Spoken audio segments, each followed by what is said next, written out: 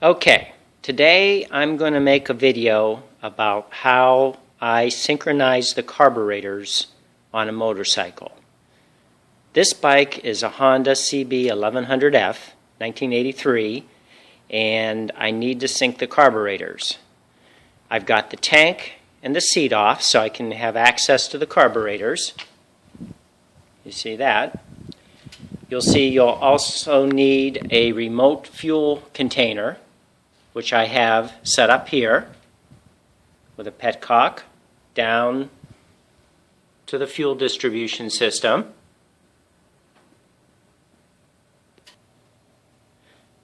I also have my sync meter hanging from a convenient location. You'll see it isn't attached yet, but I will here shortly.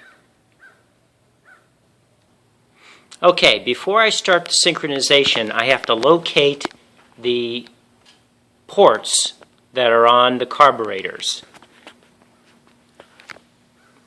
This is the port for number 1. You can see I have an adapter tube installed, and likewise there's one for cylinders 2, 3, and 4.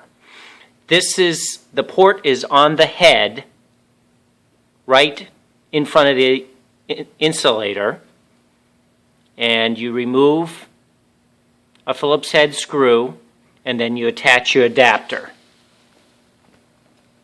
Each one of these adapters is going to go to the hose on the sync meter. The first step is to synchronize the sync meter, and to do that you use the synchronization manifold, which is here. I'm going to set that up next. Alright, now I have the sync meter set up so that I can synchronize the channels. What you're doing is making sure that all 4 of your channels read the same. So to do that, what you do is attach all 4 leads to one of the cylinders. You do that with a synchronization manifold, this device here, and you can see I have it to the number 2 carburetor. So what I'm going to do is this will measure the vacuum of the number 2 carburetor, and it will allow me to adjust my meter so that all 4 channels read the same. That way I'm synchronizing the meter itself to start out with. Typically you do this to the non-adjustable carburetor, which in my case, or in a lot of the inline 4 Hondas, is the number 2 carburetor. All the other carburetors adjust from that one. So you synchronize using the number 2 carburetor, and then you work from there. Also important with this particular brand of sync meter, this is the Motion Pro one, you have to do the synchronization with each channel's control, which is down here, completely counterclockwise. In other words, so that you have all the fluid down into the chambers. I've made the mistake before. If you don't do this, it'll actually suck the fluid up and into the tubes, so you don't want to have that happen. So each set screw should be out. And what that does is, you can see there's no fluid in any of the chambers because it's all down inside the reservoirs. Alright, I've gone and started the engine, and you can see over here now I've changed the set screws so that each chamber is reading approximately the same. That's what you want. It doesn't matter where, it just matters that they are about the same. So now my meter is synchronized. Alright, now that the meter is synchronized, what I'm going to do is I'm going to take the test or the sync manifold off this device, and I'm going to attach each hose to its respective cylinder. Number 1, number 2, number 3, and number 4. Each one will be attached to the respective port, test port, on each intake manifold, and that way, now that my meter has been synchronized, I'll be able to accurately test to see across each cylinder which carburetor needs adjusted. Alright, now you can see I've got each tube connected to each port for each carburetor. Number 1, number 2, number 3, and number 4. Now this time when I start the engine, my sync meter is going to read and show me relative vacuums that each cylinder is generating. After we see that, I'll show you how to adjust each carburetor. Alright, I've started the engine, and now we'll take a look at the sync meter. As you can see, number 3 carburetor is way down as compared to the other, and number 4 is up a little bit. Number 1 and number 2 look pretty good. We want them to be equal. We want each cylinder to be drawing about the same amount. So now I need to make adjustments to number 3 to bring it up and number 4 to bring it down. This is easy to do.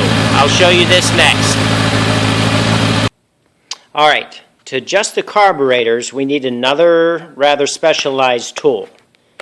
This is, I think, another Motion Pro tool, of course, and along with your auxiliary fuel tank and your sync meter, this makes adjusting the carburetors much easier than anything else. It's actually a combination screwdriver and one that fits, the adjustment heads, and wrench that allows you to go over the screwdriver when you're making the adjustments. When you use it, of course, they're together like that, but you'll be working down inside the carburetor bank where you wouldn't normally be able to put a screwdriver and a wrench.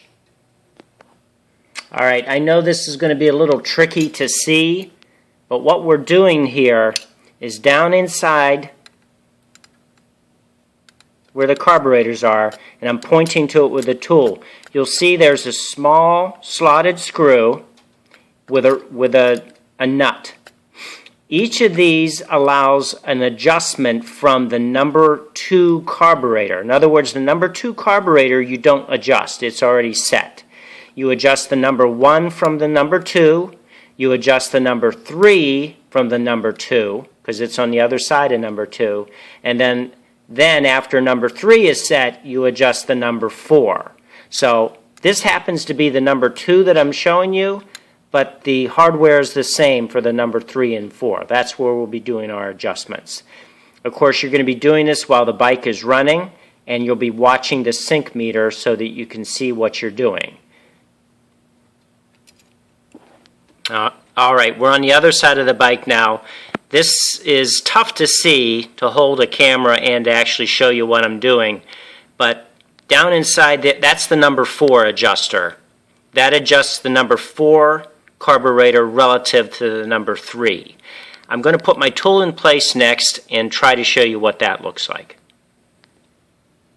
I know this is tough to see inside there, but I've got the tool down over the nut, and then which is the wrench, and once you have the wrench over the nut, then you can turn the screwdriver and you can feel it engage. What I'm going to do is loosen the nut.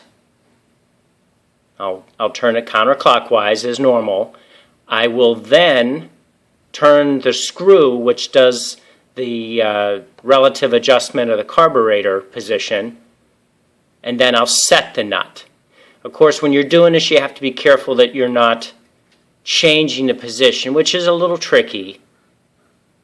And then once you have the nut set again, it'll be locked and it'll hold that position. I'll try to show you what's going on the sync meter while I'm making this adjustment, because I won't be able to hold the camera and do the adjustment. Okay, I've adjusted the number 3 carburetor, and you can see it is now close to where 2 and 1 are, and that's close enough the way I have it. But as you can see, as you make adjustments, you'll get changes elsewhere. So now I need to bring number 4 down. I'm going to give that a try next. Now you can see I've got the tool on the number 4 carburetor, and I'm going to try to bring that down closer to the other 3. Alright, I've adjusted number 4, and you can see it's way closer to where it should be, but you can see my number 3 changed. Now I can go back and try to tweak that a little bit here next. Now you can see I've got them pretty close. I might tweak it just a little bit more. It's touchy. You touch one and the others move, so you find a balance where they're all fairly close. You'll see how much nicer the bike runs when you get these leveled out. The bike will really start to run better when you get each carburetor working about the same. It's really worth getting this done properly. Just a few other words about how I do this here. You can see I've got ladders to support the sync meter and my remote fuel tank. I like to get them off the bike. I don't like them hanging on the handlebars, but you know, whatever works best for you. Plenty of light so you can see what you're doing. Well ventilated area. Don't go killing yourself in an enclosed area. If you've got an air-cooled engine, provide some air to it so it's not overheating. I just run a fan. Let it run the whole time. It won't hurt anything.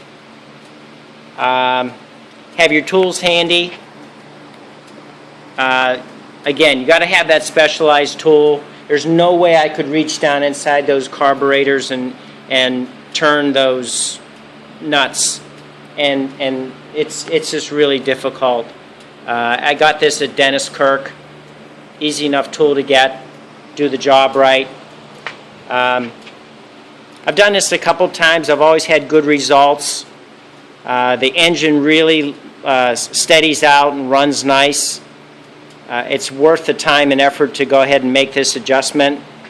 I hope you learned something today, and I enjoyed sharing this information with you. Thanks.